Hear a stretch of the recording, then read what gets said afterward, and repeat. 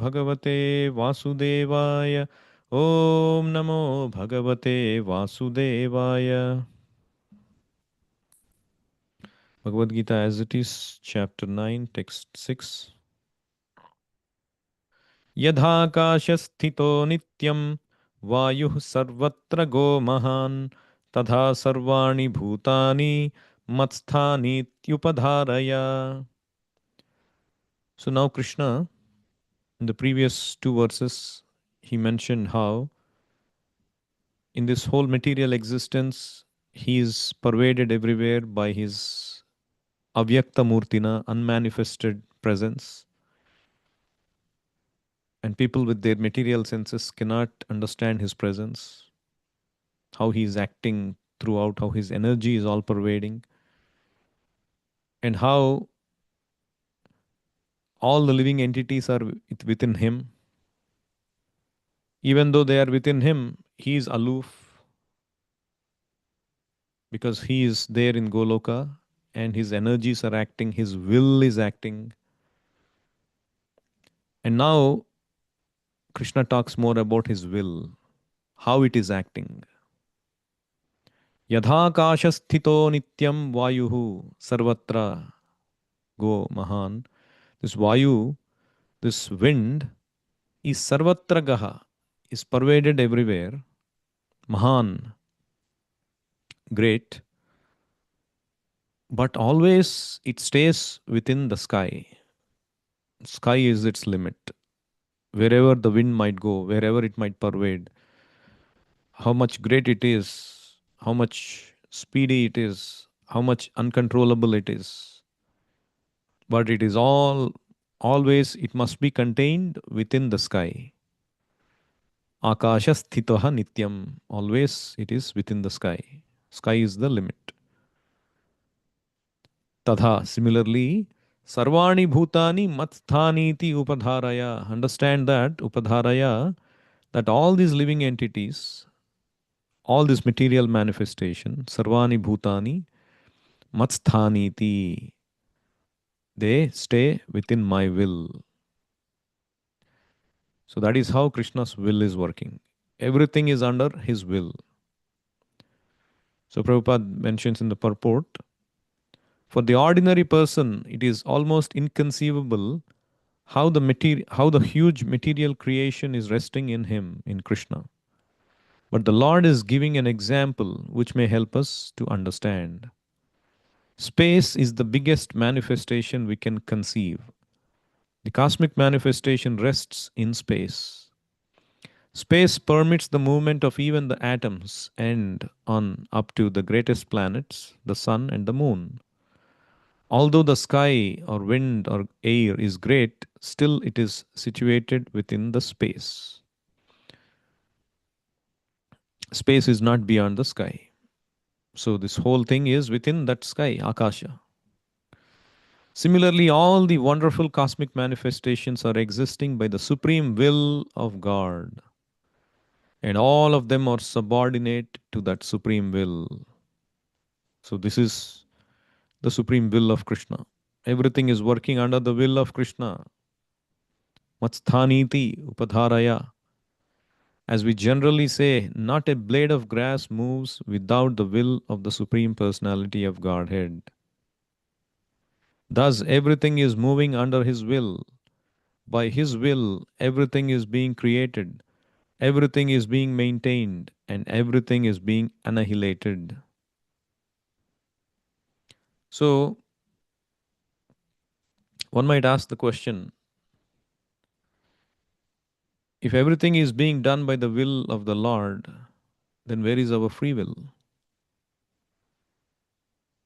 Do we have free will, or is Krishna doing everything? That means some people are suffering also because Krishna is willing like that. Some people are enjoying, Krishna is willing like that. So God is not a just person, God is not a kind person. The suffering of this world is because of Him. So everything can be attributed to Him. Let's say there was a father, a very rich father, And he has, naturally, he wants to enjoy. So he begets children, several children. And say one child became very rebellious. And he said, I'm not going to abide by your instructions. I want to, whatever I want, you are saying, no, no, no, you do this, don't do that, do this, don't do that. No, I want my freedom. So he goes out of the house. But he's a small boy. So how can he sustain the external atmosphere? This world is an unforgiving place. Just imagine a small boy coming out of the house, doesn't know anything of the world, how his parents have provided for him, have protected him. He doesn't know anything, just goes. But because the father is very rich, he sends one assistant with him without being known. This assistant is following wherever this boy is going. And when the boy is getting into trouble, the assistant is helping, and the assistant would help, and the boy would just throw the hand of him and say, "No, I don't want your help. Just get away from me." And the assistant would tell, "Please, you come back to your father. You are going to suffer like this." The boy said, "No, get lost. I want to stay here. I want to be myself." And the assistant keeps trying, trying, and then finally tells the father, "This is how this boy is." The father says, "Okay, leave him. Let the police, the government do what they want to do with him." And then he commits theft, he gets into trouble, he's arrested, and he is released. Again, he has to find a job, and he's struggling so much.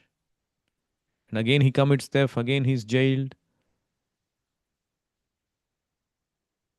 until he becomes realized.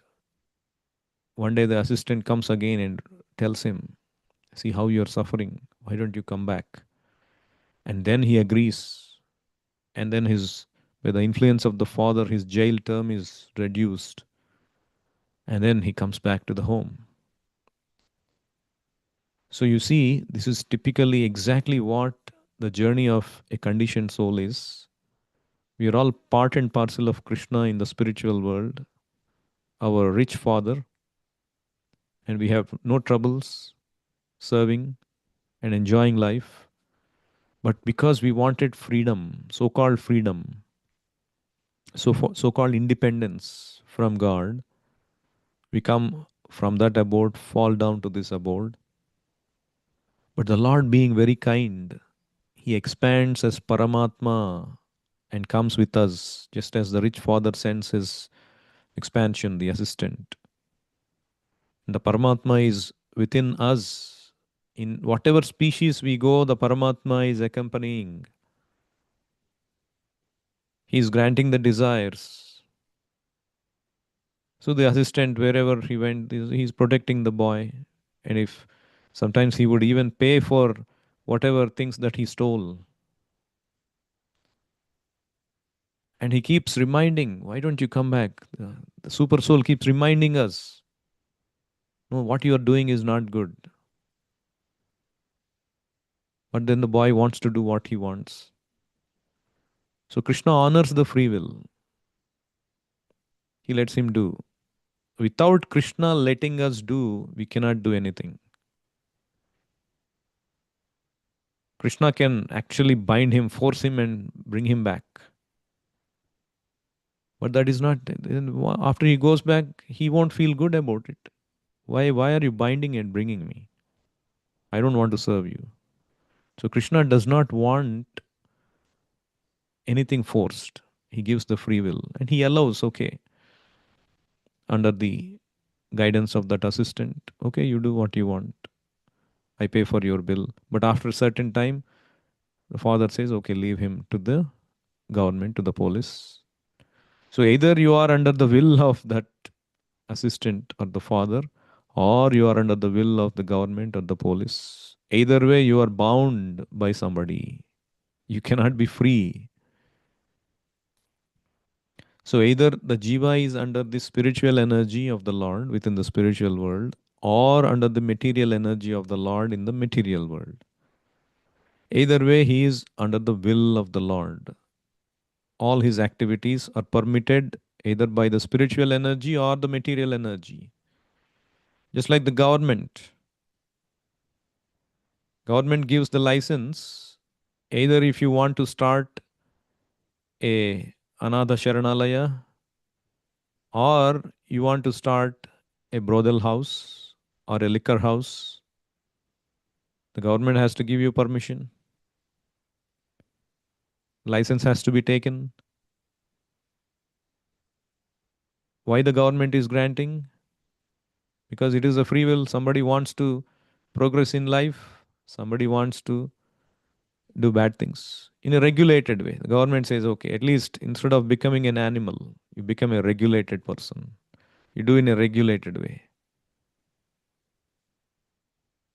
But either way, he is under the will of the government. Of course, if he disobeys, he is brought to the will forcibly. So, this is the whole scheme. This material world is working like this. We are thinking we are independent. We are independently happy, enjoying. So, people, because of Maya's illusory energy, they come away from, so let's say, this industrial revolution has happened. Meaning, people moved away from their villages, from their ordinary backgrounds to industries, to the cities, mass migration. They think, oh, city means sense gratification. Sense gratification means enjoying. But they don't know that they are working so hard, leaving the comforts of the simple living where he doesn't have to travel for work. He lives closer to his family members, gets organic, nice food. But the life is simple. But he wants sense gratification, the allurement of Maya, more and more gratification of the senses, without knowing that our capacity to enjoy is very limited.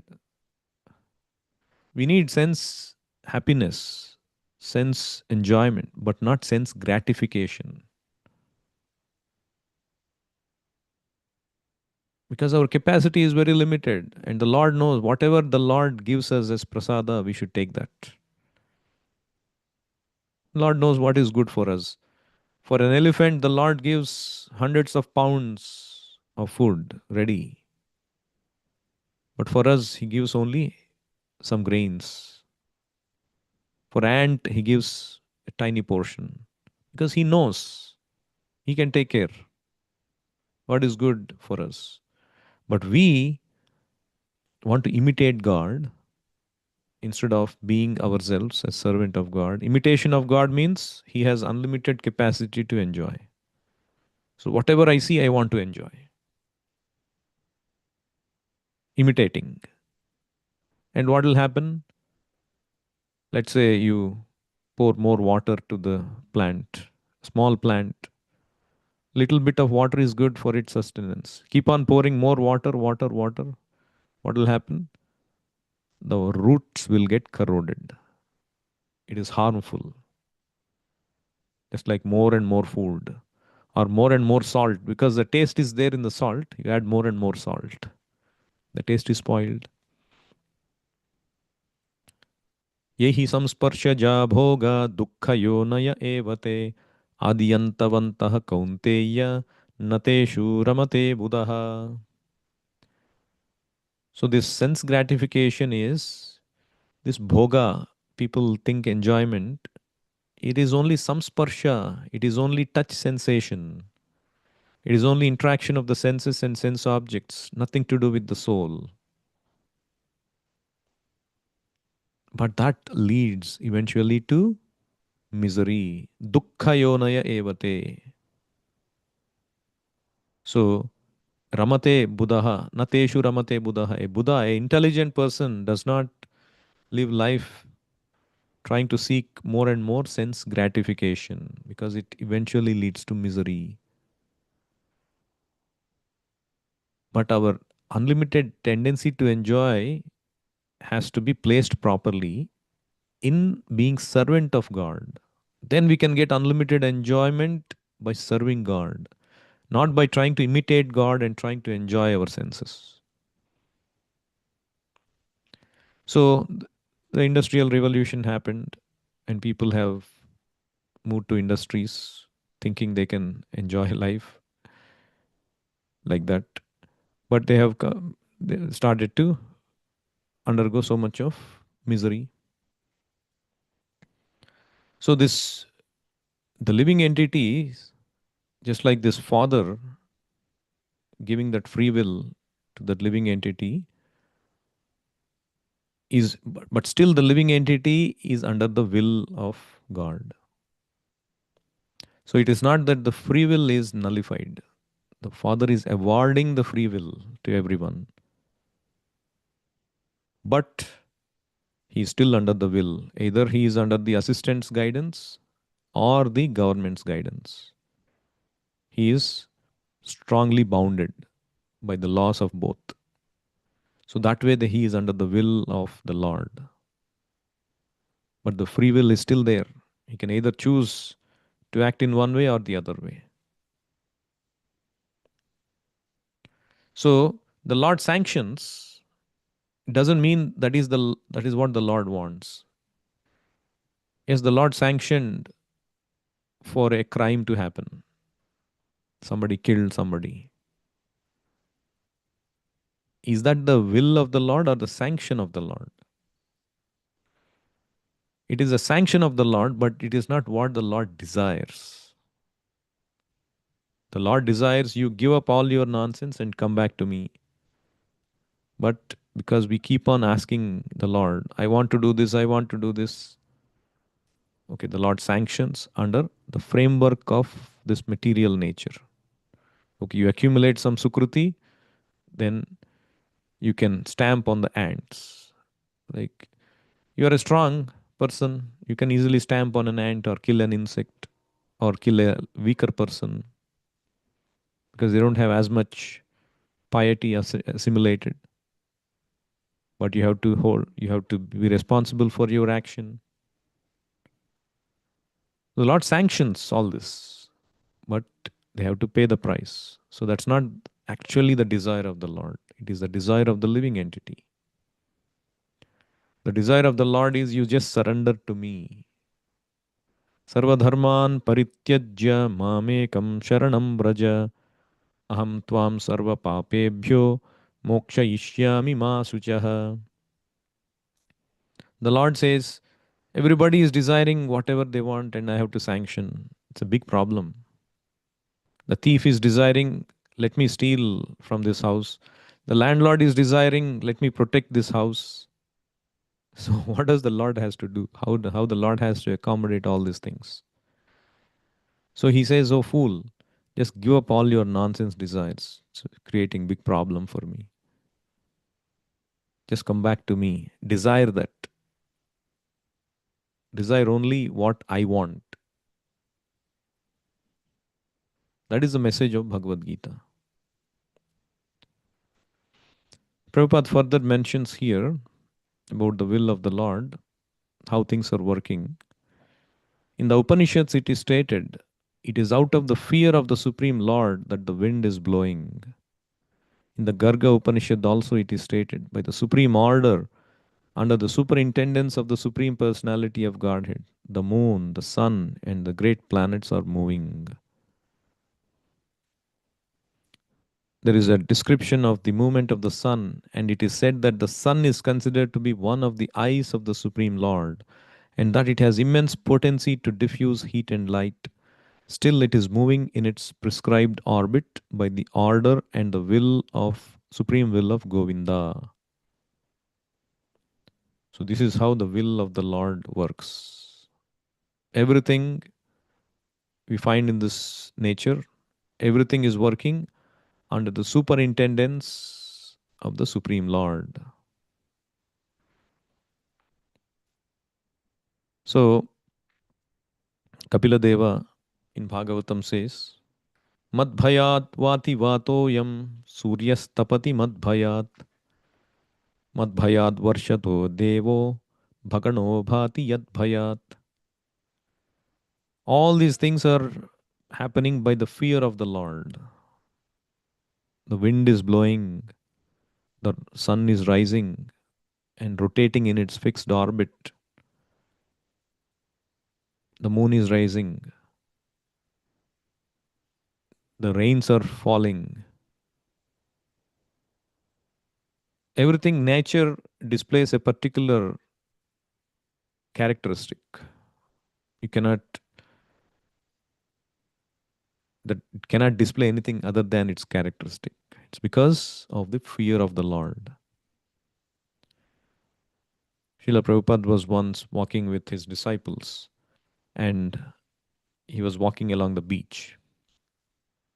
And then there were a lot of houses along the beach. And even now we find beautiful houses, constructions when we go for a holiday on a beach side. We see beautiful houses just right by the beach. They have built and a beautiful view of the whole ocean and beautiful buildings, upraised buildings. And one might wonder how they are so confident that the ocean does not come. So Prabhupada was asking, how are people so confident that this is the limit for the ocean? And the ocean also knows this is my limit, set by the Lord. It cannot transgress. The ocean does not transgress. Nature does not transgress Lord's orders. Even the animals, they don't transgress the laws of nature. Whatever is prescribed food for the animal, it won't touch anything other than that. The tiger doesn't touch the grass. The cow doesn't eat the meat.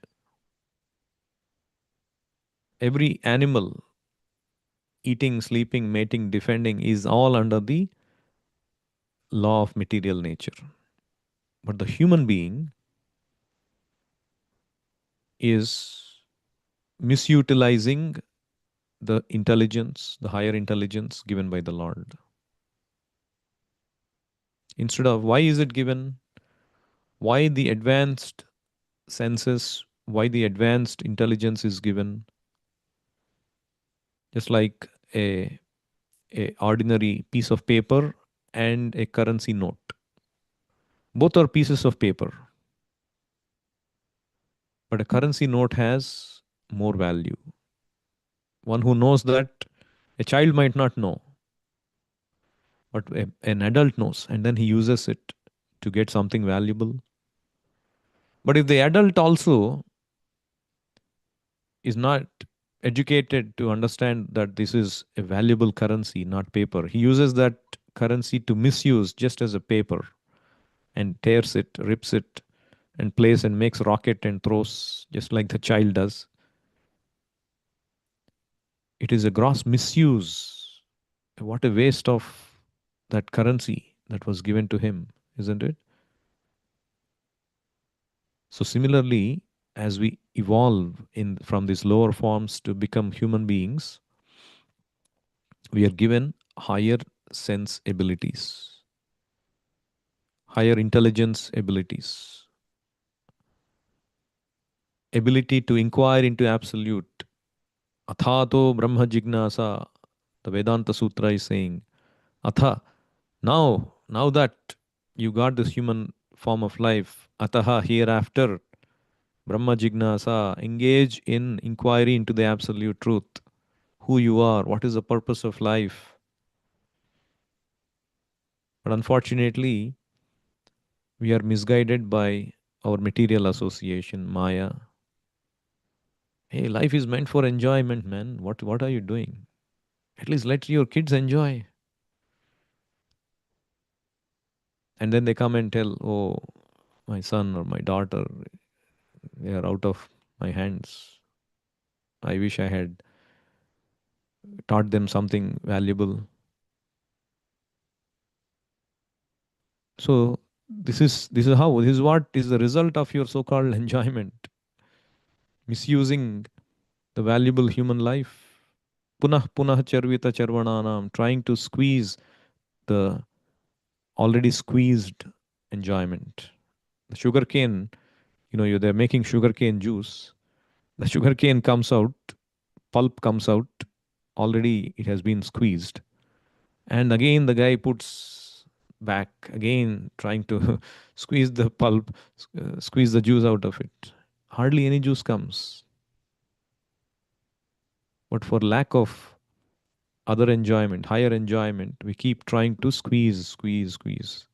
Keep opening the phone for thinking, oh, some new thing will come. The same app is there, same news is there, same things happen every day. We keep opening the phone. One more swipe, one more swipe, one more video, one more news. The same thing. Punah punah charvita charvananam. Unfortunately, we are misusing the human life. But when we associate with a devotee of the Lord, and when we are told, yes, human life is meant for higher purpose, and then that awakens our lost consciousness, and then we endeavor back in Krishna consciousness. Even after that, we need sufficient strength to stick to it. And that strength also the Lord provides in terms of His prasada, in terms of chanting, in terms of the kirtan, in terms of association of devotees, in terms of the service. So we should take advantage of all these things to withstand our habituated nature of enjoyment in this world, which is pulling us back from advancing in Krishna consciousness. But one who actively tries to cultivate Krishna consciousness, Krishna helps, provided we are sincere. So we have to be sincere and we have to desire to progress sincerely. So Krishna will provide the way. Where there is a will, there is a way. I'll stop here. Anyone has any questions or comments?